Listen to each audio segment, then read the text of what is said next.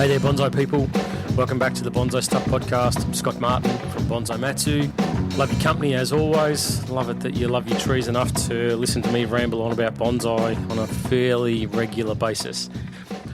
Now's a great time of the year. We're past the solstice. Congratulations. A little round of applause for ourselves. We're through the darkest day, and we are turning the corner and heading towards something a lot nicer and a lot warmer. And I have found that once I get past this shortest day of the year, which is obviously for me, it's very close to my birthday, which meant I could never have a pool party because it was always winter. I find that some of the trees do start to move once those daylight hours start getting longer. Things like my ash, definitely see bud movement there. So it means things start to wake up, which is nice because it signals for me the end of my pine time as I move into more of a repotting window for the trees over the July, August, late winter period, depending on where you are around the country or around the world. But that's obviously it's different for everybody. Canberra, for goodness sake, had -8 the other day. That's crazy in the morning. So I shudder when I hear those sort of temperatures. And so today with the podcast, I want to talk about looking at and studying the deciduous winter form, because those autumn leaves have all gone. Hopefully they've all been cleaned up around the yard as well. For me, 90% cleaned up, so not fully finished yet, but definitely on the way. But I want to talk about the study of the deciduous winter form because it's my favourite. I know I use that favourite term a lot on the podcast, but I do. I love seeing the trees in their naked glory and it's just beautiful. Like all that hard work that you do throughout the year, suddenly you can see it all. So when there's something wrong with it, I like to pinpoint and have a look at it. Also, having done recently a demonstration on a tree where when you do a demo on a tree in front of a group of people, you possibly sometimes work the tree a little bit too hard, which is very common for a lot of people that do bonsai, especially when you're starting with like a raw piece of material and you want to get your teeth into it.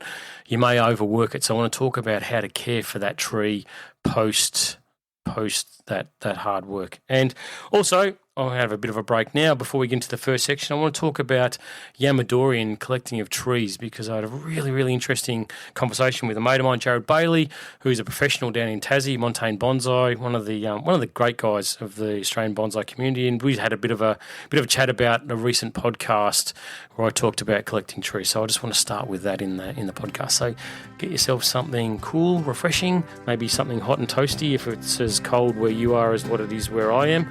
And let's get into the podcast.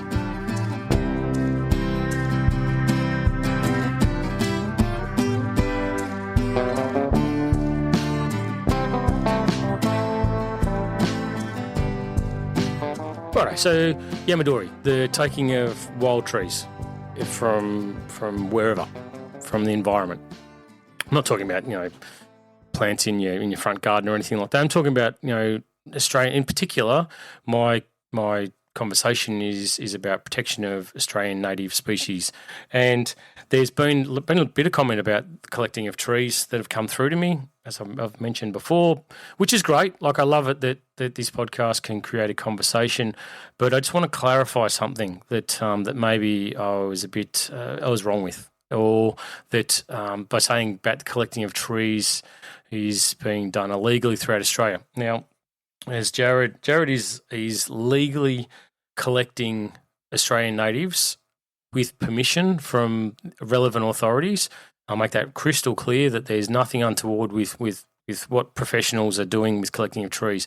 My concern is that our natural environment, we've got a real responsibility as tree lovers to ensure that we are protecting and not decimating for personal gain the environment. And I in no way think that Jared is collecting trees illegally. He's definitely doing it the right way. Like he's got permissions. He's got pre-approved guidelines. They're super strict with where he can collect from. He protects threatened ecosystems. And I understand the laws are very different all around Australia for collecting trees. So if you are listening to this podcast anywhere around the world and you think, hey, I would love to get out there and collect something. It's a great experience, digging trees. It is. It's a rite of passage when it's done legally. So you need to do your homework and work out wherever you are, what the restrictions are and what the process is to go through, because the last thing that I want is to see beautiful trees that are suddenly ripped out of the ground when they shouldn't be. They should be there for us to all enjoy. But they're taken, they're put into someone's backyard and they possibly don't survive the process. Or, one of my worst thoughts or experiences or not experience, but my greatest fears would be that someone acquires a tree somewhere down the track that's been maybe illegally collected, and that tree, that heritage of that tree is going to have that taint forever. Whereas if it's collected legally, I'd love to see some kind of a tagging system or a chain of custody for these trees that when they are collected legally, then they get flagged saying, hey, this was collected from this area with this permit number, and from then on, that tree, whenever it goes on show or it gets presented to people or someone walks around and goes, that's very different from all these other nursery grown trees. What's the story on this one? You can go, well, that is a collected tree, just like, we talked about tree ferns being collected with permits and sold with tags on them to say, hey, these have been legally collected. So therefore, when you buy one, you know that you've done the right thing. It's been bought the right way. And, they talk about FSC certification for furniture and for paper and all that sort of stuff, where you know that when you buy something with that certification, that you can, as a consumer, you can rest easy and go, well, I didn't make this piece of furniture, but I know that the timber that's in it has been sourced responsibly within a certain range of parameters and guidelines, and you purchase it easily going, well, I know that it's the right thing because that one over there, that may have come from virgin forest in wherever, and all the devastation and whatever else that may have come with it. Whereas you buy something with a certification and you can go, well, I know that I'm doing the right thing. I know that I'm spending my money responsibly and I'm not encouraging illegal activities. And that was my point, is that, illegal collection without permits or authority from anywhere is still illegal.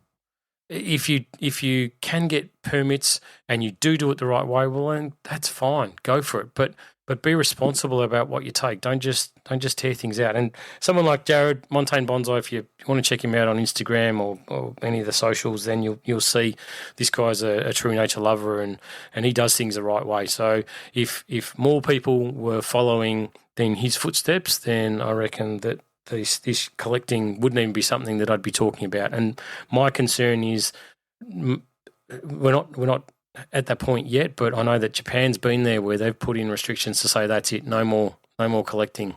And Europe, you look at so much on social media about the collection of trees, that it's got to be having an impact with the amount of trees that get taken, and that's the last thing that I would like to see happen within our beautiful country. I think we've got a very delicate, a very unique and an environment that needs to be protected and loved. And I'd hate to be walking through bushland somewhere or through the hills and suddenly see holes in the ground where trees have gone and just think, geez, I wonder what that was. I'd love to have sat here and had a nice cup of tea and looked at that tree in the ground there, rather than looking at a hole in the ground with a few branches around the place as well. Anyway, that's my point.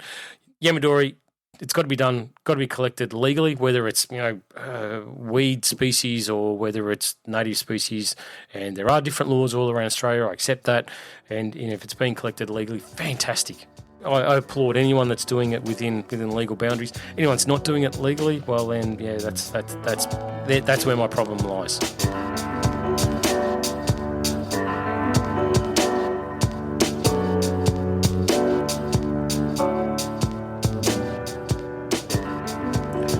Now, let's move on to deciduous trees. I love deciduous trees. I do. I seriously love them, and I love them now. You look at photos of deciduous trees, you see them with their autumn colour, that's brilliant, love it. You see them with their spring growth, brilliant, Love it. You see them with their sort of lush green summer foliage without leaf burn, and yeah, beautiful. But now, without their leaves, you do so much work. You do so much hard work with deciduous trees that, 1,000 years working on them, and I think you'd still be at the point where you were saying it needs to improve. I think that there's always room for improvement with deciduous trees because they just get better and better and better. And I look back at photos of some of my trees, my maples, and I look at them now and go, oh, that's amazing. And look back to the, sort of 4 or 5 years ago and go, wow, that's developed so much. And then I go, imagine another 4 or 5 years, another 10 years on this. Imagine another 20 years, how good this thing's going to look. Like, it is going to be incredible. So I find that I'm like the donkey with the carrot dangling off a stick in front of my nose. I'm never going to reach it with my deciduous.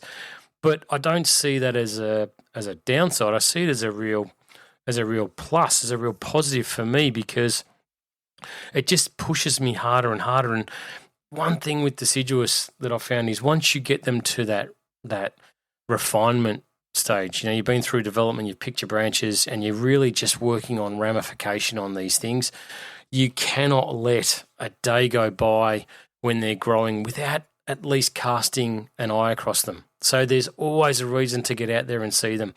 I have a range of really sharp tweezers with really sharp, fine points. And I'm mentioning it now because it's probably a good time to start looking for them now as we're in this latter part of winter before we get into the spring growth.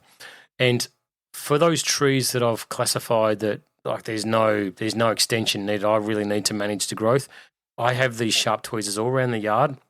And as I walk around with my morning coffee, I get in there and I pinch out that new growth as soon as I possibly can on Japanese maples, because the internode length is one of my greatest fears, that all of a sudden I've worked so hard on this silhouette that by letting them push out and take off and grow, that all of a sudden I've destroyed by allowing things to extend out too long and getting too thick and too coarse around the really fine, delicate area of the periphery of the canopy.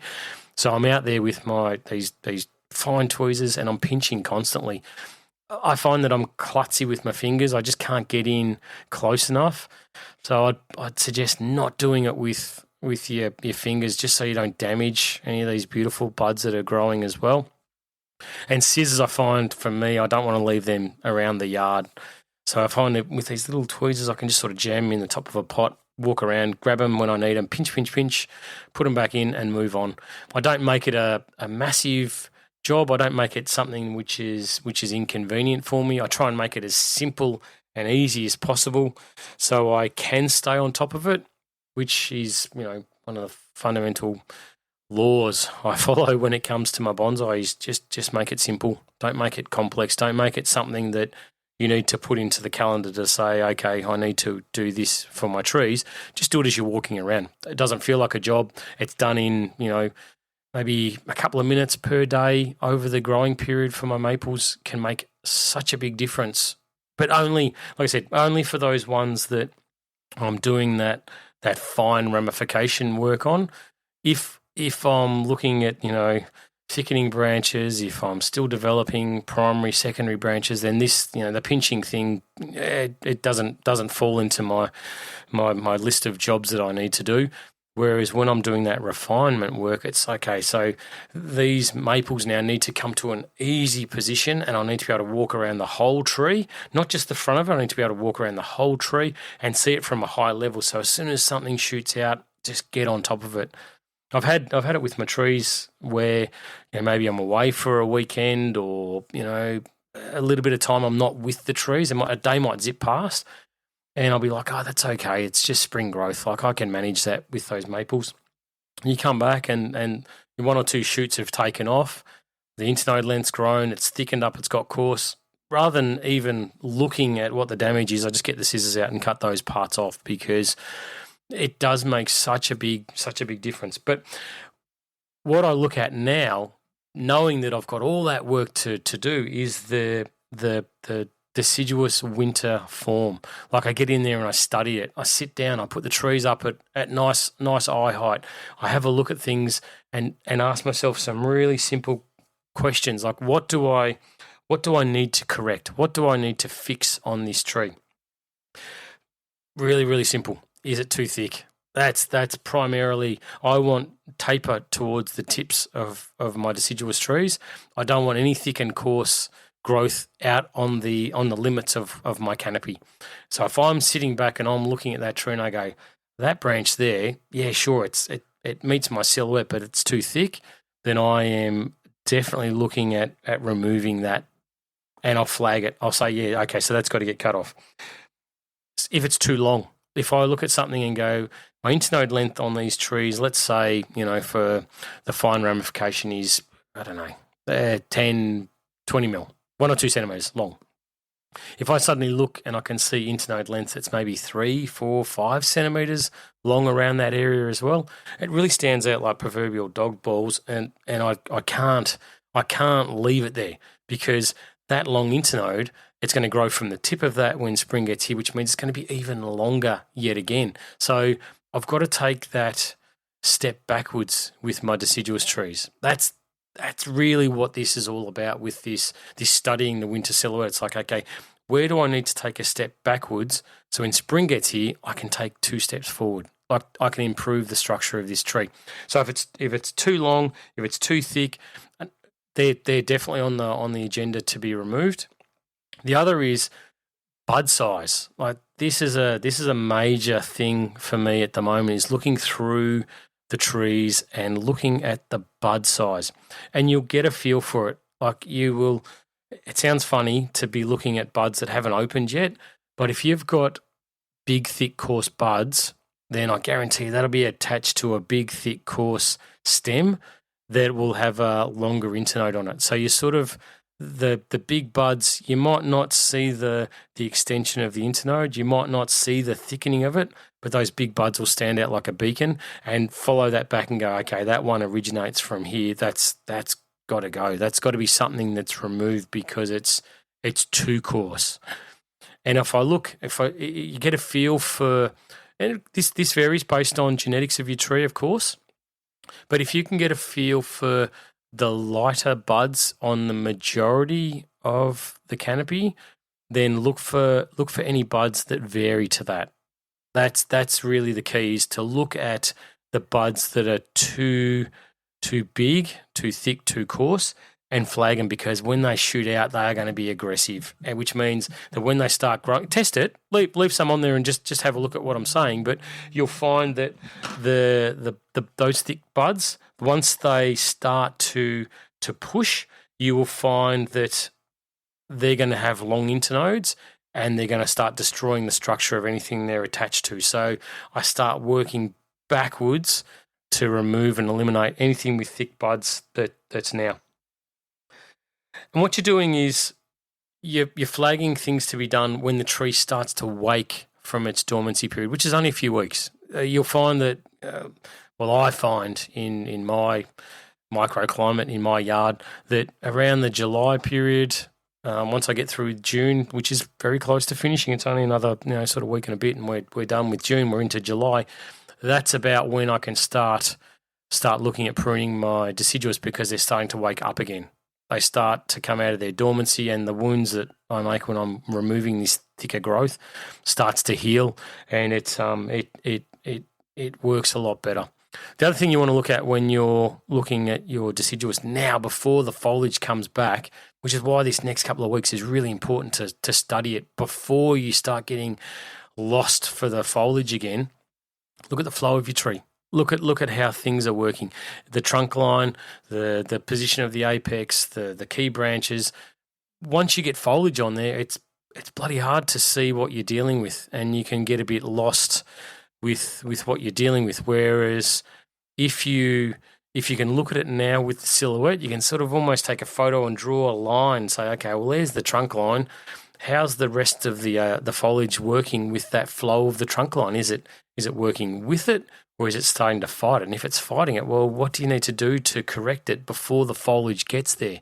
And that for me is really super important. And it's nice to sit down, post the pine time, pre the repotting time, and just study the winter silhouette now of your trees before they wake back up again and you're off and racing and you're back looking at foliage again. Just study them and have a look and think about what needs to be done over the next couple of weeks before it starts to grow and you lose sight of the tree in there again.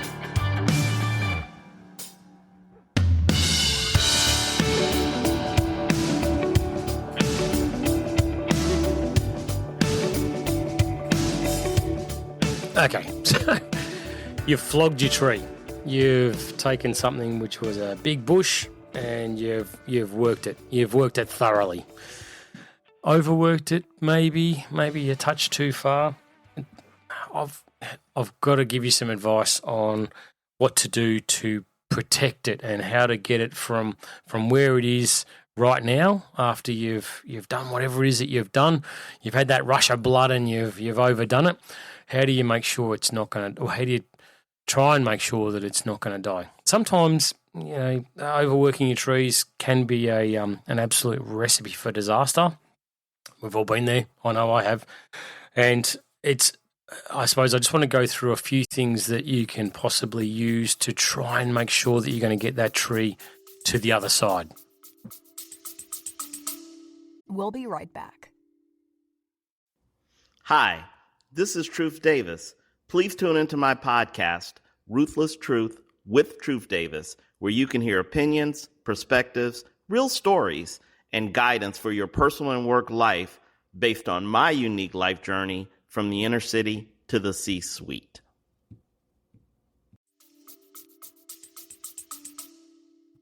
And I'll also say, possibly it's best if you don't overwork it in the first place, but let's assume that you have. How do you make sure that it's going to get through, or how do you try and do the right thing by it? So you've adjusted the volume of foliage on the tree. You may have put some wire on there. You've basically stressed the tree, like significantly stressed the tree. That's what I'm talking about. You've cut a lot off. The tree will be struggling a little bit, and depending on the variety of the tree, some junipers need their foliage. Others, deciduous trees, maybe it's the wrong time of the year. Whatever it is, you may have ripped and torn or broken branches. There can be a real downside to overworking your trees. But if you have, and you want my 2 cents worth on what to do, then listen up. You've got to shelter the tree.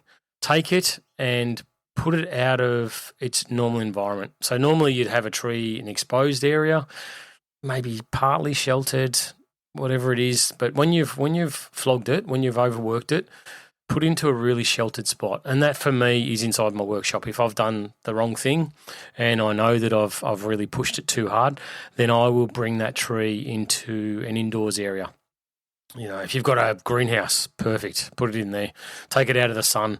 If you've got a little, maybe a back shed that gets a little bit of sunlight in it, well, that'd be ideal too. Just take it out of the elements, out of the environment, especially if you're getting these below freezing temperatures overnight. Then look to shelter the tree.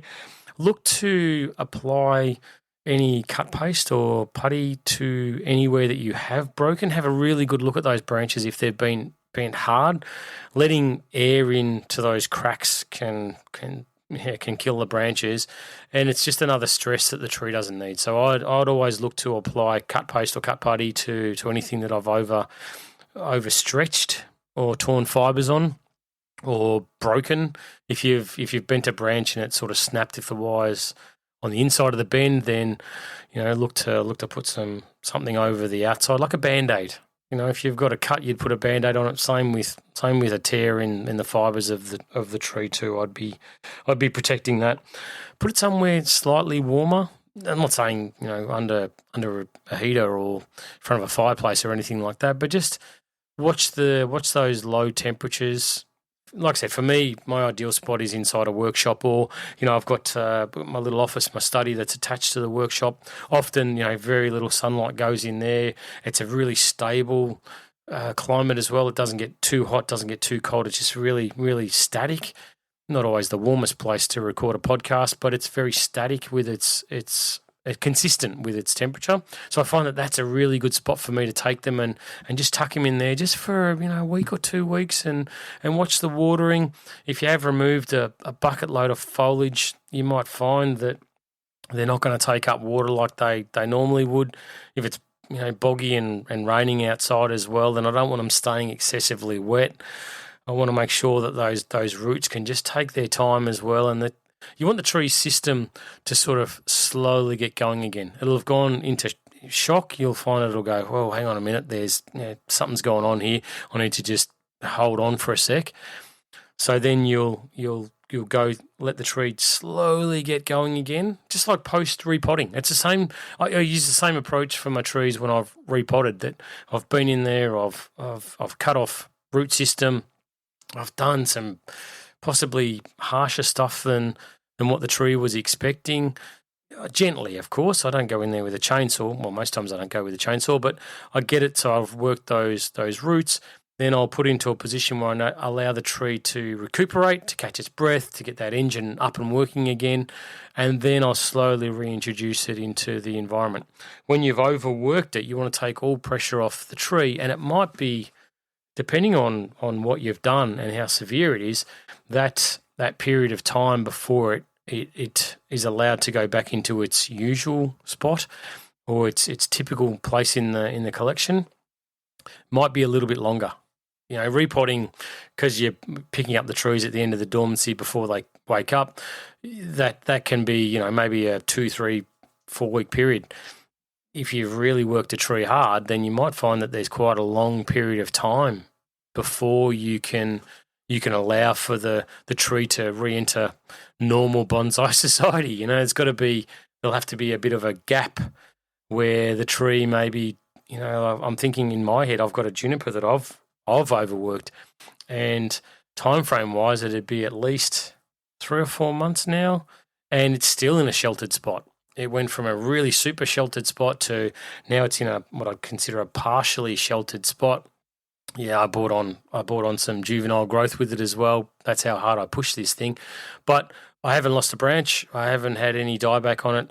I've got the big twists and turns that I wanted in the trunk to make it a far better tree somewhere down the track. So I don't begrudge myself for doing what I did, and I'm not saying any of this to make you feel bad about having overworked a tree. What I'm saying is when you do it, that there's got to be a change in your practices and your care that you're applying to that tree to make sure that it's going to come out the other side and be exactly what you intended it to be by doing this work on the tree. So no pressure on the tree. Take it out of its normal environment. Make sure it's not exposed to the elements. Shelter it as much as you possibly can. Maybe make it into a not a freezing environment. Don't cook it in front of a fireplace as well. But definitely put it in somewhere where it's a little bit TLC cared for and just a really stable environment that the tree can then just get used to and can go on with, and then slowly reintroduce it back to where it's got to go. Don't just flog it, put it back in the spot where you'd normally have it, because if you have overdone it, there may be a really negative impact on the health of that tree.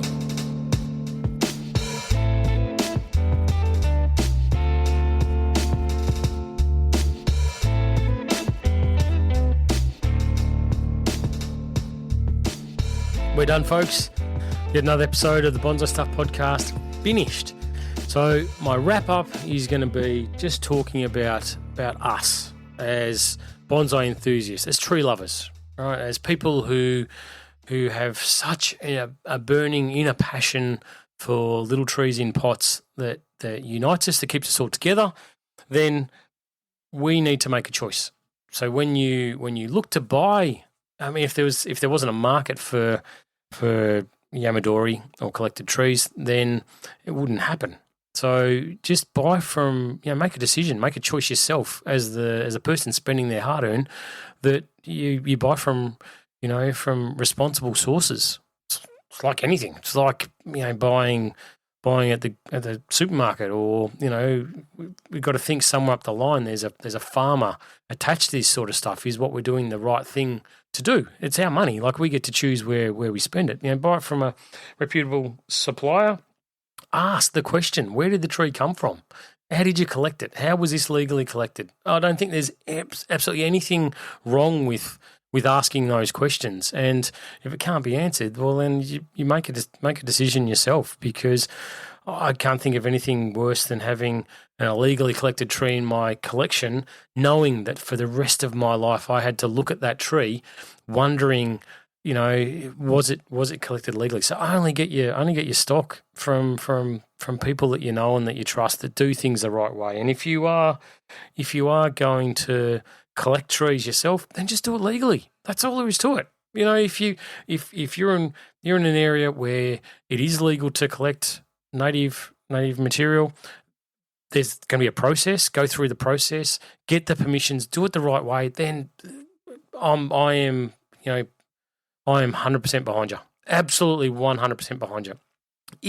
If you're not doing that, and I don't care whether it's a native or it's a pest, you still need to get permission for this stuff. If you do that, then go for it.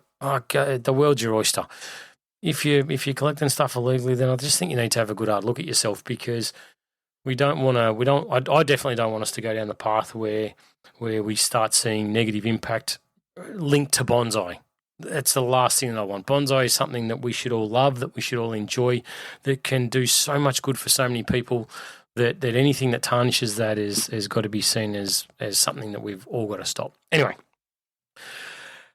winter solstice over, shortest day of the year done. See you later. Thank God. Now we start heading towards longer days. The trees start to wake up again. We get into another beautiful season of growth and management with our trees. And spend this last couple of weeks, though, if you've got deciduous in your collection, just have a look at them. Study them, work out what you're going to do. How do you take them to the next level? Because it is something which will be gone before you know it, and you'll have foliage everywhere, and you'll have a nice full canopy, and it'll look great. But the structure of the tree, if you can improve it, now's definitely the chance to do it. Anyway, while you're out there looking at the trees, give them a cuddle for me. Tell them I love them. And thank you very much for listening. And I love you guys and gals too. I love the support. And I love that this podcast creates conversations like the one that I had with Jared about Yamadori, that so many people have had, which is brilliant, because we're such a positive community that we've got so many beautiful people in it, that we all get to share our thoughts on these little trees in pots. So until next time, as always, happy bonsai.